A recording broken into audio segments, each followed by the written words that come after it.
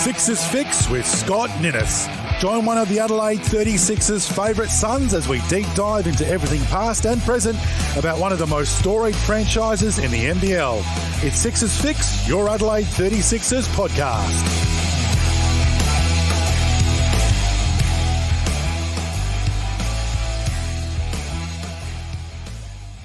Hello and welcome to another episode of Sixers Fix, your Adelaide 36ers podcast. I'm your co-host Chris Pike, but this show is called Sixers Fix with Scott Ninnis for a reason. So let's get straight to the man, the former four-time championship winner as a coach and a player with the 36ers. He started halftime on game day on NBL TV last weekend. He's a coach of the club. He's sweltering in the Adelaide heat right now. Scott Ninnis, thanks for joining me. Thanks, Chris. A lazy 44.8 degrees here today in Adelaide, and still currently at 6:30, it's still 43. So, we've had some incredible heat and a little bit concerning, this early in the season. I think January and February might be a little warm this year. Looks that way. And also, the build-up to game day for you against the Illawarra Hawks on Friday night is a Barossa Valley trip for you, which in the 45-degree heat, which is going to take some surviving.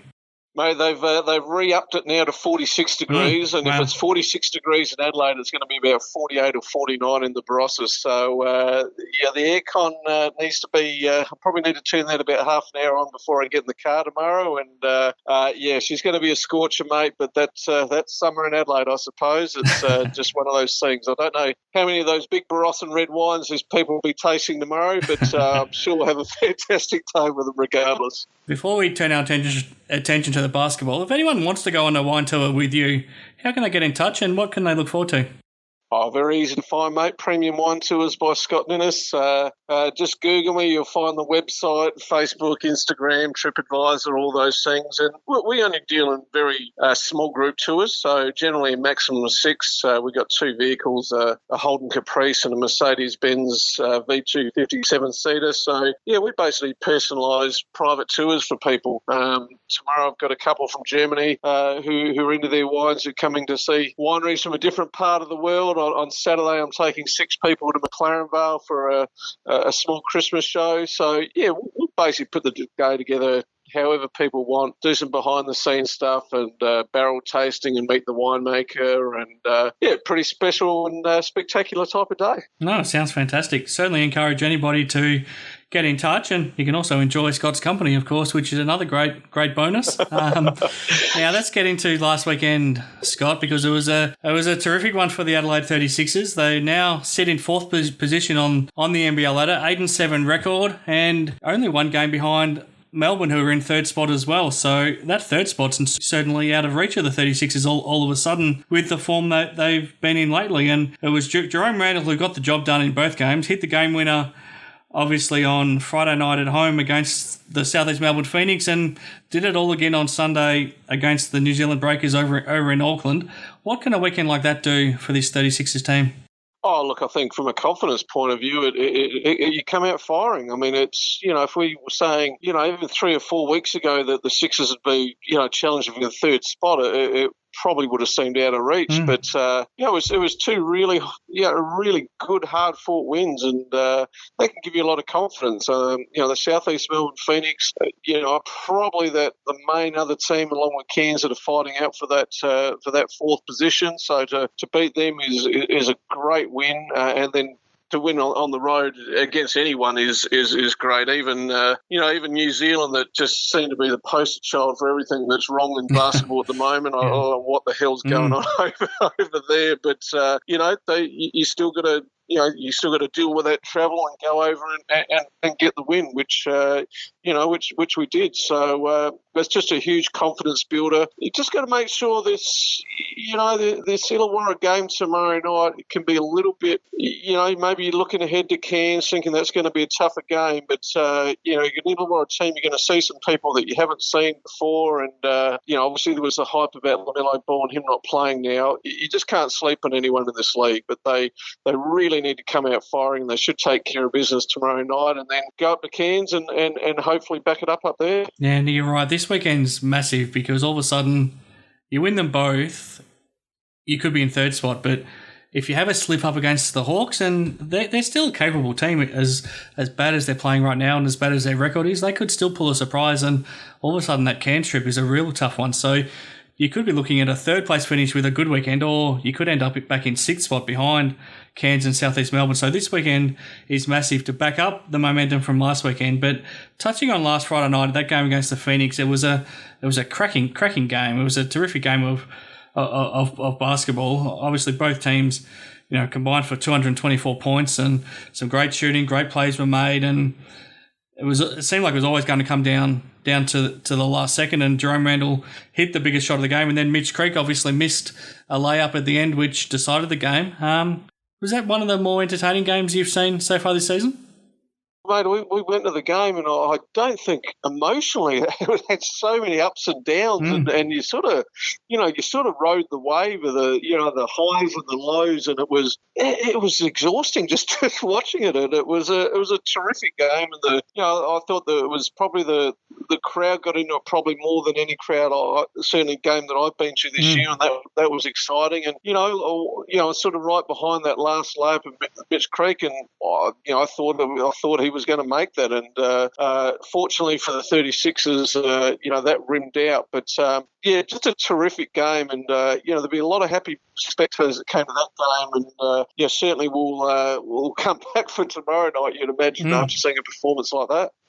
Big game for Harry Froling. His best game of the season, broke out with 19 points and showed some of the form we saw from him last season. The week before, after the loss in Melbourne post-game, Jerry Wright had some probably unflattering comments about the way he might not be as motivated perhaps this season as he was 12 months ago.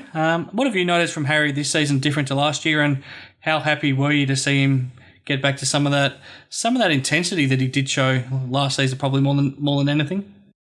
Oh, I think with him, it's a real. He rides that thin line where the emotions can take him one way or another. And I mean, he was terrific and had a great game. But emotions got the better of him, and he got that tech foul.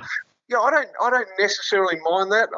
He's playing at a level where he has to play with that sort of intensity, I think, to get the best out of him. But, he just needs to, really make sure that he keeps those emotions in check and they don't go overboard. But, we've spoken about it, on these podcasts earlier, that Adelaide, for them to be successful, they need to get, cameos out of the majority of the team, and they certainly did that in that game. At various times, they had a lot of different people stand up, and Daniel Dillon's getting more time now, and he's really contributed in some minutes, and we're speaking to Brendan Teys shortly, and and I think that Eric Griffin's now playing some fantastic basketball, and for the most part, being able to stay out of foul trouble, and they're just really getting contributions from right across the board. And if they can continue to do that, I would not only would I think that they got a chance of being in the four, I would expect them to get in the four and play finals. So let's just hope that Randall's and DJ are your two main guys. Drimmick's taken a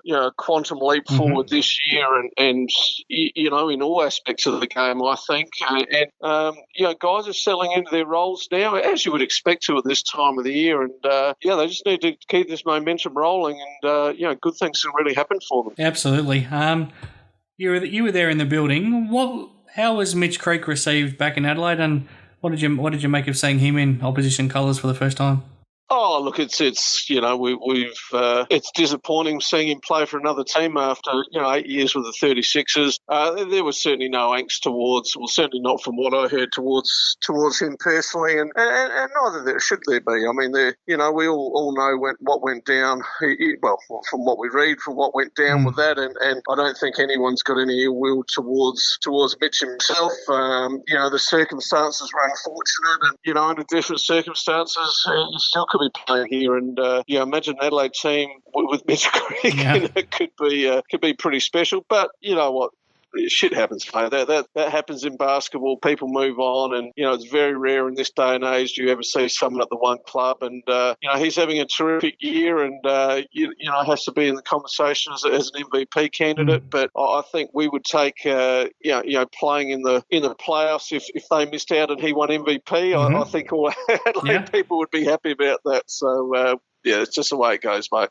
What about backing up the win on Sunday? How important was it to go and play one of the bottom two teams? And it's still tough to do on the road, especially over in Auckland, but to get that win in New Zealand, Jerome Randle and DJ combined for 55 points. So when they do that, I'm not sure the 36ers are going to lose too often, but how important was it to get that win?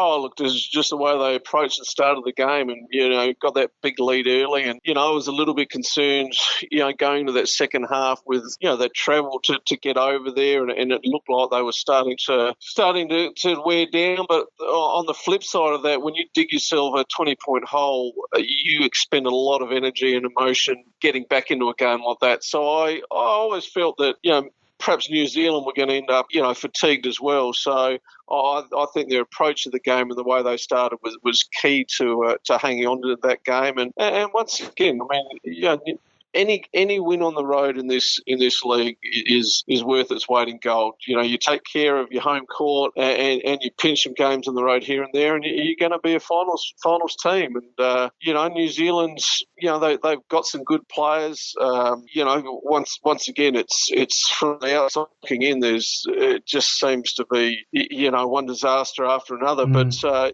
going to beat some teams over there too. It's not like they're going to lose every game for the rest of the year. You wouldn't expect. So that win was huge to back up after the home game here, and as we said, it sets the 36ers up nicely.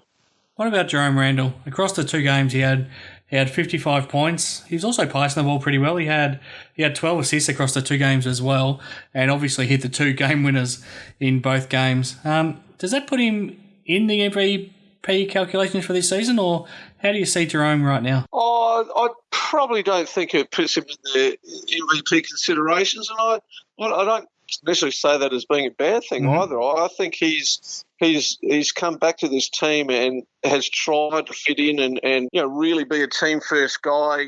His first few games back, and I think that's really helped the 36ers out, and it's probably established DJ, as the main go-to guy, but, you certainly can't sleep on Randle, and as we saw by last weekend. So, no, I think he probably isn't in MVP considerations, but that's not. He's certainly one of the very best players in the league. There's no doubt about that. If he's winning games, I think that's more important than winning MVP awards, and that's what he's doing right now.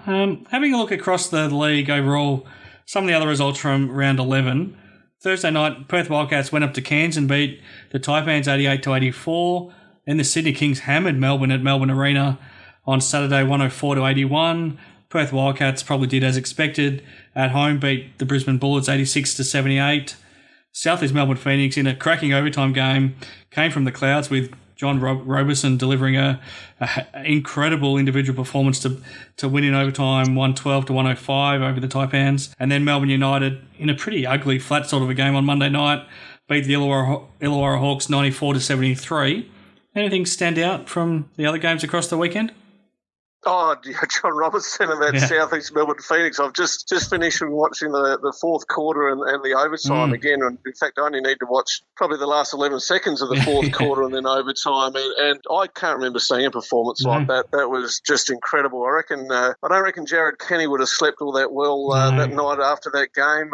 He had the lazy cross-court pass in the second to last play and then to turn it over and then off the inbounds pass and then he ended up on Robertson and probably could have. Well, if he fouled him, they go to the line for two shots rather than get a three. And it was probably three fairly critical mistakes. And But then, take nothing away from him. I mean, he was just playing with them in that overtime, and that behind the back, and then the 1 foot runner, and those threes were just amazing. I mean, what a spectacular player and shooter, and that he got them out of jail, because that would have been a really, really bad loss for them, the way this season is playing out. But it now keeps them in the hunt, and by the same token, that can mentally do a lot of damage to a team. And I've seen that firsthand, losing.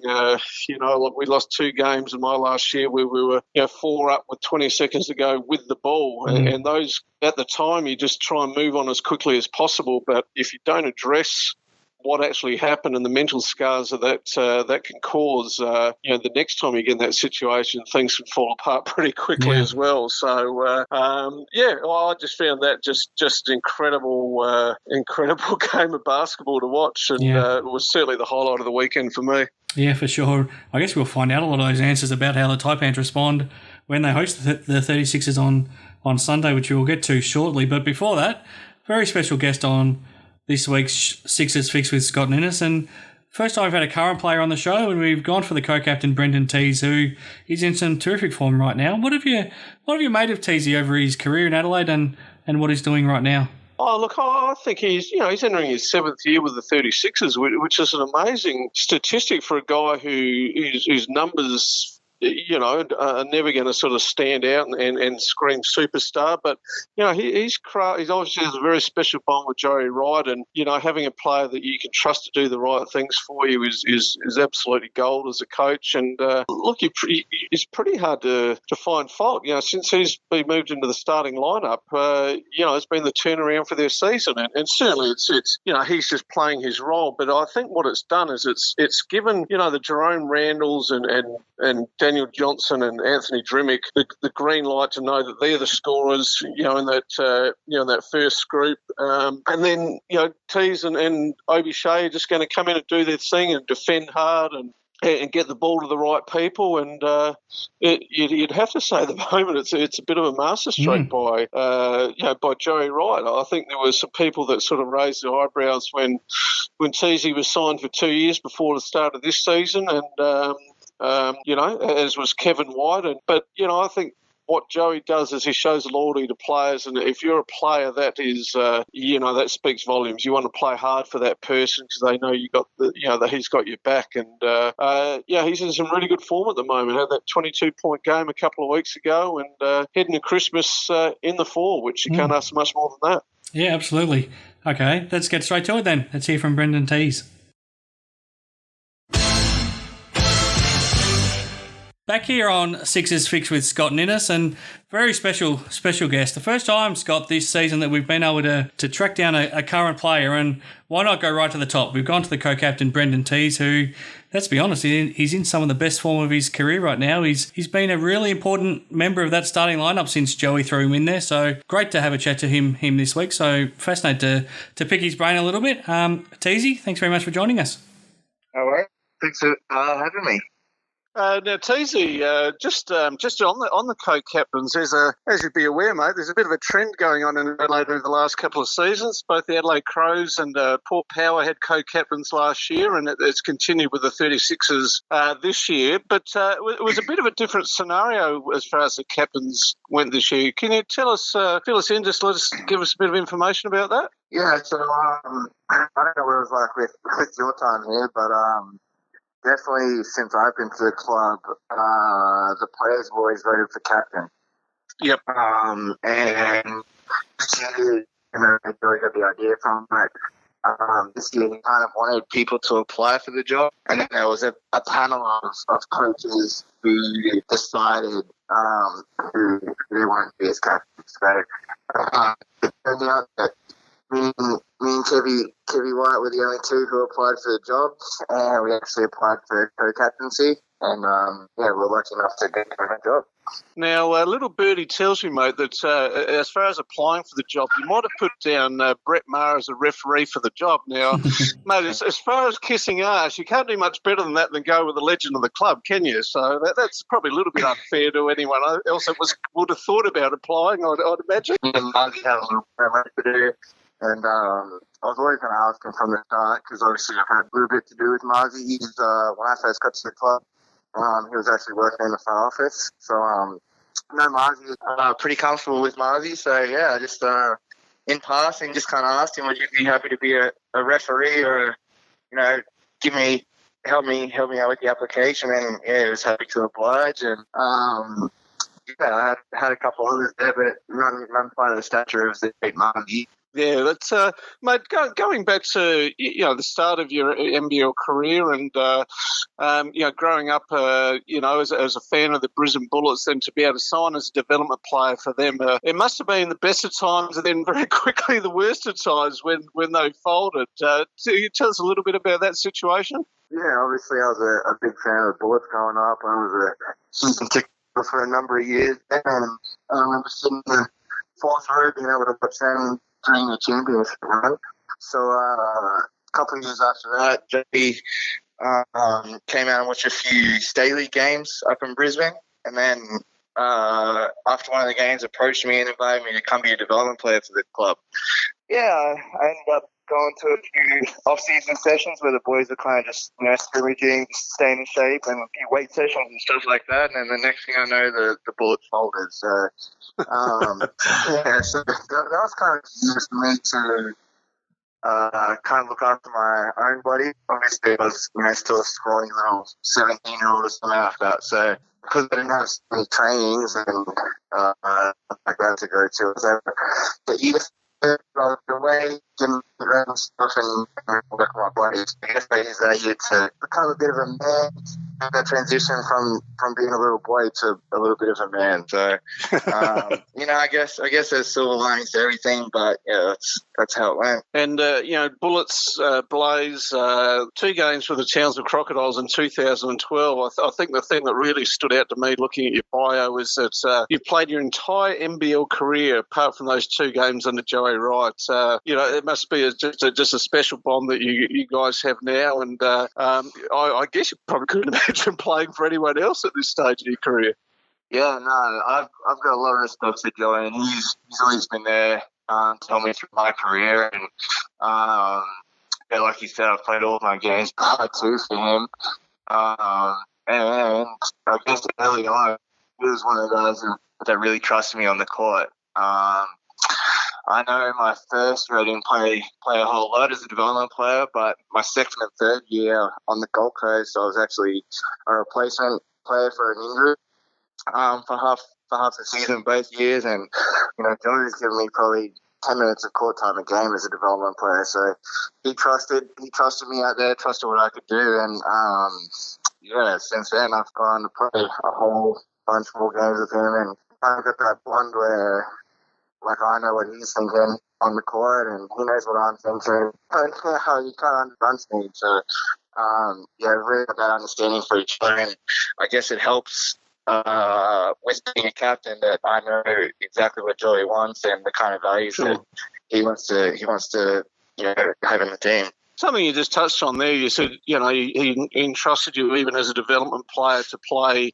You were getting some decent court time. I guess that's one of the real staples of Joey's teams, isn't it? He's not afraid to use his bench. Even now we go 11 deep, and I think, knowing my brief time as a coach, I don't know I had the confidence to do that, but he certainly entrusts his players, and he has everyone playing hard for them and heading in the right direction. I reckon that's just a terrific attribute for a coach. Yeah, definitely. Like, he's one of those guys who he doesn't care if he makes $500,000 a few thousand. If you're doing the job, he's going to throw you in there, and he'll trust you, and he's fully behind you. He gives you that confidence to go out there and do what you can do. And on the flip side of that, I guess he doesn't kind of expect you to do things that you can't do, if that makes sense. So, if I'm a young centre, he doesn't expect you to get out there and be dribbling the ball of the court, setting up plays and stuff like that. He just expects you to do what you can do, and he won't say anything about it. The good with the bad, and that's the way he's always been, which I think is a great coach. Let's touch on this year a little bit. I guess there was a bit of inconsistency to start the season, and Joey's now inserted both you and Obishay into the starting lineup, and it's been a master stroke. I think we've won 5 out of the last 7 games, something like that, and certainly last weekend was just huge as far as the prospects of the club as far as the finals position this year. Just give us a bit of a did he chat to you about that? Was that something that he just implemented, and obviously it's working well? Yeah, no, it definitely is working well for starters, but the conversations he's been having with me is that it just gives us a whole lot more balance out there. So, it allows us to start the game with, I guess, a bit of a defensive presence, guys sharing the ball. Obviously, Jerome and DJ are 2 vocal points of the offense, so the more people are out there trying to get them the ball as much as possible, the better. And then on the flip side, you got guys like Jerome Moore and Eric Griffin who, Eric's really taken his game to the next level, and it's been coming off the bench. So it kind of allows him to get more shots and get himself rolling a bit more with the bench squad, as well as letting Jerome and DJ get their shots with the starters as well. Oh, look, and I think, obviously it's been a huge turnaround and Eric Griffin's been a big part of that. And I think you're right. It's taken a little bit of pressure off him coming off the bench and, probably it's helped him with some of the foul trouble he's got into. Now, yeah. I know you can't comment on the foul, on the referees because you're still playing, but I'm a long time retired from playing and coaching. I felt so sorry for Eric Griffin in New Zealand the other day. I don't reckon I've seen 4 phantom calls on one guy. He must have been really frustrated after that game. He let us all know about it too, that he wasn't happy, but that's the way it goes sometimes. Look, he's just going to go out there and play hard. I think there are still times where he's adjusting to the referees. Sure. But I'll tell you this much: KB and Joey at practice don't give him any calls either. Try training up for the weekend. So whenever it's on the weekend, you get the whole lot more worse calls during practice during the week. Now, mate, I reckon when KB was playing and Steve Brennan and I refereeing, we did exactly the same. We didn't give him any calls whatsoever. So there's probably just revenge for what happened to him back in the day. Yeah, he wants me to blame him. So I'll let him know that. But it sounds like you're to blame. And your own form, mate, you've probably been a little bit humble with just saying you've been there for defensive reasons. Over the last half dozen games, you've had a 22-point game, a 14-point game, and it just looks like you're playing with a lot more confidence offensively when you're out there at the moment. Look, I had a great off season and a great preseason too. I thought I was really happy with my preseason, and then the start of this season, I kind of didn't see too many minutes, but since getting into that starting role, I've been able to play a whole lot more minutes and find a little bit of rhythm and a bit of flow, which I guess then helps your confidence a whole lot too. So I'm out there feeling comfortable, feeling confident, and at this stage knocking shots down, which is great. So hopefully I can keep that rolling towards the end of the year and had a few more big performances. Just on your off season, there's been a bit of talk about that, and getting yourself physically into just really top nick. Can you just expand a little bit on that? Was it just what you did in the gym? Was it diet? Was it a combination of everything? Or I guess I've never eaten unhealthily or anything like that. Cheat here and there, but I've never really been a takeout guy or anything like that. So I think this off season, I just noticed a trend in international sport that a lot of guys are trying to bit of weight. There's a bit of research behind helping the joints out and longevity in the game. So I thought, I'll give it a crack. And all I did really was just ramp up exercise. So I would come home after training in the morning. I do a workout in the morning, go to the gym or whatever. And then at night before bed, I'd probably just go for a little 10-minute jog or something like that. And then I also just learned about food a lot. So I learned how many calories are in, the chicken breast I was eating or in the bowl of rice I was having. So yeah, I knew how many calories are in the foods I was eating and how many calories I needed to have energy for training and stuff. And basically just ate less and exercise more, I guess, at the end of the day. But there's a whole lot more science to that, and it's not as easy as it sounds either. Some days I was having to get that energy through the day, but once I hit that weight that I was happy with and I wanted to be at, then I basically just went back to my regular diet and what I was eating. And talking a little bit about, you touched on longevity in the game and young family and little milestone birthday coming up next February. I saw looking at the bio and the dreaded 3-0. See, you're feeling great. The team's doing well. What does if you're even looking at it, what do you think life after basketball holds for you? Not that I'm certainly not sending you on the early retirement, but if 3, 4, 5 years down the track, is coaching something that appeals to you, or? Look, for starters, you're allowed to say it's my 30th birthday because it's not a contract year yet. So next year I'm on contract, so I think I'm 26 again. Look, down the track, hopefully, I'll be lucky enough to have another 4 or 5 years in the game. And then the way I see it, I've probably got 2 options. My dad owns a first business up in Brisbane. Which is a pretty big business. So I'm doing a little bit of part-time work for him now. So either I'll probably look at transitioning into that, or I really would be interested in coaching or sticking around basketball. I love the game, and I'd like to think that I'm pretty cerebral when it comes to basketball. So that is definitely another option for me that I'll look at if the timing's right and the opportunity's right. Teasy, just quickly, if I can. Certainly do. Sorry, go ahead, Chris. Yeah, no, Teasy, just wanted to get your thoughts on Kevin White just quickly, because you might have seen a couple of the columns that he's written for the club's website this season. He's talked a lot about you and your relationship and how that's grown, and how I guess humbled he was when you wanted to share the co-captaincy with him, and I guess because of the history that you had together, especially going back to that Illawarra and Adelaide series a couple of years ago.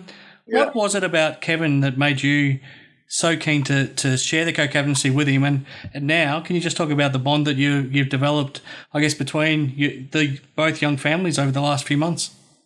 Yeah, well, I don't know. I guess Kev is just one of those guys that I've kind of admired for other teams. He just goes out there, plays hard, and does what he's team to do. And I really respect that. And some of the things he did on those Illawarra teams really inspired those teams, and probably got them further down the playoff track than they had to. And obviously we had those battles against Illawarra a few times too. And playing against him, you can see the guys leading the way. And I signed in Adelaide. I just gave him a quick message, I think, and said, "Hey man, if there's anything you need, let me know." And he was quick to jump on a response and say, "I appreciate you reaching out to me. I've got a young family, whatever. Can you help me? Just help me do that or whatever." So that's kind of where it started. And I thought during preseason, I just loved the way that he went about things. He wasn't afraid to tell people what they needed to hear, which is probably something in my leadership style that I need to learn. But he'll just tell people straight to their face exactly what needs to be said, whether they like it or not. And I really respected that, and I've definitely learned that off him. But on the flip side, he's just a great dude off the court as well. Same as us. He's got a young family. His wife Rachel's a love too, so our family kind of gets along with theirs. He has a little joke because he's got a little boy who's probably a year younger than my daughter, but they're always making them, kiss each other, and they get all giggly about each other. And I said, "Whitey, I need to talk to your boy, man. You need to stay away." And how was that? How was that first day that Jerome Randle walked in the door with the history that him and Kevin had in that series a couple of years ago? I guess they were happy to be on the same team. I would imagine. 100%. I'm pretty sure Jerome went up and hugged him and said, "I'm glad you're on my team now." That's fantastic. That's all I needed to be said. Mate, you must be doing something right, Teasy, and I reckon there could be a nickname change in the win. And I'll tell you why. Now, I don't know whether it's just a lead up to Christmas and that time of the year, but at the last couple of games, home games, there's been a couple of people around me that's starting up the Teasers chant. So, so I don't know how you're going with that, but pretty apt being this time of the year, I'd imagine. Yeah, no, I'm absolutely a big fan of that one. I think that's pretty fun. First time I saw it, I had a big chocolate. And there's a few of the boys even that are saying they're going to get it blown up on a few T-shirts as well. So hopefully not, because I'm more of a behind the scenes kind of guy, and that kind of stuff is a little bit embarrassing, but nonetheless, I do get a good kick out of it. How about fatherhood, Teysy? How your little daughter must be starting to get up and about now, and I'm sure she's keeping you on your toes. Yeah, she's definitely she's a bit of a menace right now. She's with her mum right now, sorting out Christmas presents, and in those Christmas presents there's a little bit of chocolate. So she's not stupid. She's taken one chocolate for herself and one chocolate for the Christmas presents. But I'm loving every single second of it. Everyone always tells you how good it is to have a kid of your own and stuff. You don't really believe it until you actually have one. But yeah, I'm loving every single second of it. She definitely keeps us on our toes, but I wouldn't have it any other way. Well, mate, I looked after a 5 and 3-year-old today in 44-degree temperatures. So if you love it that much, more than welcome to look after them tomorrow as well for me if you want. So I'm fine. Thanks. The 2-year-old in the same heat is definitely enough for me. I haven't stopped sweating since I went to bed last night, I reckon. So looking ahead to, obviously last weekend was a huge turnaround for the club, mate. I mean, that was just a couple of cracking games, and they were great from a spectator point of view. Talk to us a bit about this weekend. Another massive win coming. Hopefully another massive win coming up, but can certainly put a bit of breathing space if we can get these 2 games. Yeah, definitely. I think we're at right 4th right now, but by the end of the weekend, I think there's probably even potential for us to be, in 3rd spot.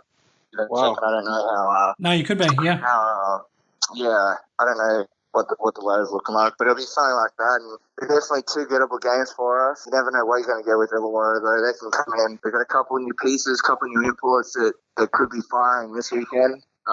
We've only seen them play 1 game so far, so yeah, they can come in firing. They're young, ready to go. And then Cairns right now is playing really well as well. So it's never easy to go up there and play against them, but we'll take it 1 game at a time. Illawarra first, and then see how we go, and then head up to Cairns for the big road trip up there, and really get a bit of a Christmas break. Thank goodness a few of the boys are going home after that, so hopefully it's off the back of 2 wins and everyone can enjoy themselves a bit more.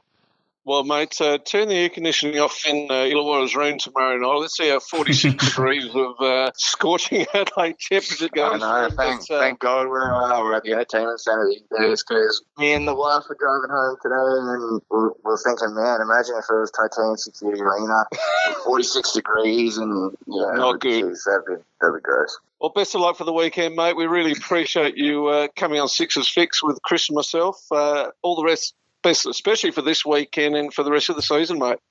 No worries. Thank you very much. Okay, thanks very much to Brendan Teys for giving us his time, especially in the Adelaide heat right now, and when he's got his wife and his daughter off wrapping Christmas presents. So thanks to Teysy for that, and fascinating to hear Scott catch up with a current co-captain of the club as well. So thanks to both of you guys for being willing to share that with the public. Let's get into a look at this weekend's games now for the 36ers, because they're massive ones in the context of the season. They can, like Teysy said, they can end up above Melbourne in 3rd position if things go well, or a couple of losses and they're right back down to 6th spot. So plenty riding on these 2 games. It starts at the Adelaide Entertainment Centre on Friday night.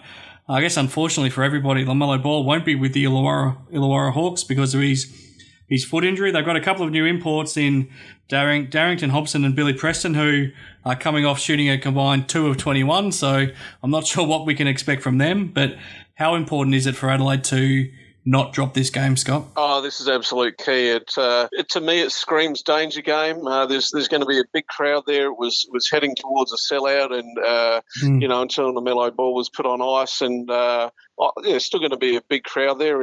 Although I've noticed on Facebook over the last few days that people are trying to flog off some of their tickets, but it's going to be stinking hot. People are going to need to look after their bodies and make sure they're hydrated and once again, Illawarra coming in now with absolutely nothing to lose, and it's a dangerous team that's in that sort of state, and they've got some they've got some very good players. It's not like they're coming in here with a second-rate team. They've got some great Aussies who've been around for a long time. And once again, in saying all that, I expect us to win, but we definitely need to come out with the right attitude and get on them early, and the rest of us should take care of itself. But certainly a little bit of a danger game at this stage, I'd suggest. How grateful should we all be? Like Teysy said, that we've now moved to the entertainment centre, not playing in 45-degree heat at the old arena. Well, it's quite simple. I mean, it would be the decision between me going or not going on a day like this, and sure. I'll certainly know all from there. We just hope we don't get one of those power blackouts that they had a couple of years ago with the whole state lost power. But look, it does. It makes the venue comfortable. It's still going to be a pretty hot games. People are going to be in and out of the heat throughout the whole day. Yes, very happy that it's at the Adelaide Entertainment Centre. Then on Sunday, up in Cairns against the Taipans. The Taipans will be fresh, but stung, as we talked about earlier, by what happened to them against the Phoenix. This game's massive in terms of that fourth position because, coming into the weekend, Adelaide are 8-7, Cairns are 7-9. Not much between them, but it's a chance for the 36ers to potentially put a gap there or a loss, and the Taipans are right back there.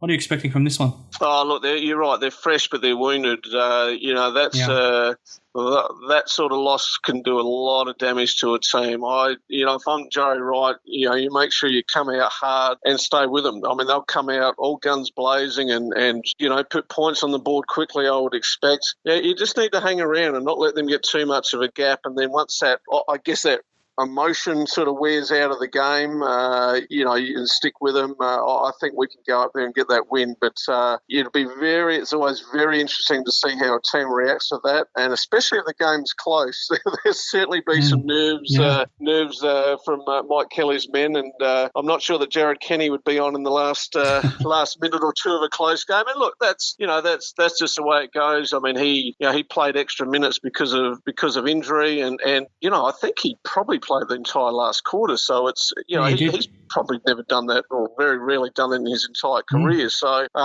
it's just one of those things. I'd expect he's a tough competitor. I expect him to come out and put that behind him. But yeah, look, it's a game that could go either way. I don't know if I'd like to pick a winner. I mean, once again, the home team probably always deserves favouritism for the most part, but I think if we can stick with them early and put that seed of doubt in their head, that it could be a very good weekend for the club.